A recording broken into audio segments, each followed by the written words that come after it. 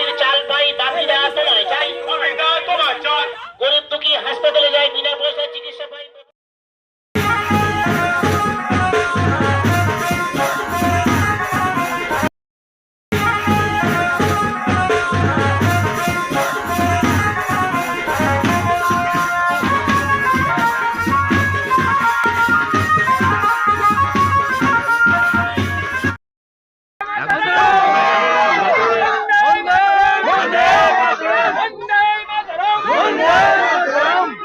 অফিদা আজকে লোকসভা টিকিটের প্রার্থী ক্যান্ডিডেট তৃণমূল কংগ্রেসের, তো সেই সূত্রে দাদাকে নিয়ে আমাদের এই সাইকেল র্যালি।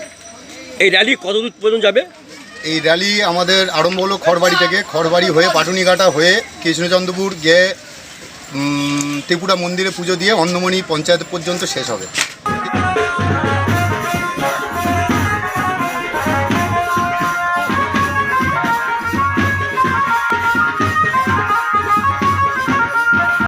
আমাদের মথুরাপুরের ভূমিপুত্র, এলাকার মানুষদের দাবি মেনে, এলাকার ইয়াং জেনারেশনের দাবি মেনে, এলাকার মায়েদের দাবি মেনে, সবার একটা যে সবাই মিলে বিধায়ক সহ আমাদের এমপি প্রার্থী সহ আমাদের ব্লক নেতৃত্ব যে সবাই মিলে সাইকেল র্যালির মাধ্যমে গ্রাম বাংলার মা-বোনেদের, আমাদের গ্রামের মা-বোনেদের, এলাকার মানুষদের তাদের আশীর্বাদ নেওয়ার জন্য সিদ্ধান্ত নেওয়া হয়েছে যাতে মানুষ ভালো করে দাঁড়িয়ে কথা বলতে পারে, সবার সঙ্গে জনসংযোগ হতে পারে, সেই উদ্দেশ্যে কিন্তু আমাদের এই সাইকেল। আজকে র্যালি কত পর্যন্ত যাবে?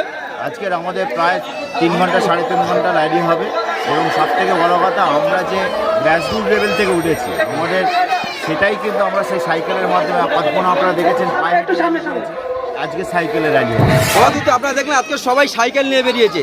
যেভাবে নরেন্দ্র মোদী বলেছিল যে পেট্রোলের দাম কমাবো, ডিজেলের দাম কমাবো, মমতা প্রতিশ্রুতি দিয়েছিল, মানুষ তার প্রতিবাদ করতে আজকে সাইকেল নিয়ে মানুষের আবার সেদিনের আগে যেমন মানুষ সাইকেল ব্যবহার করতো সাইকেলে ফিরে যেতে হবে, কেননা যেভাবে অগ্নিমূল্য হচ্ছে তেলের দাম, তাতে করে আমাদের সাইকেল ছাড়া আর উপায় নেই।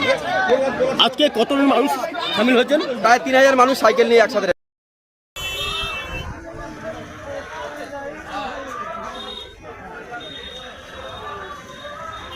নতুন খবরের আপডেট পেতে আমাদের চ্যানেলটি সাবস্ক্রাইব করুন এবং বেল আইকনটি প্রেস করুন।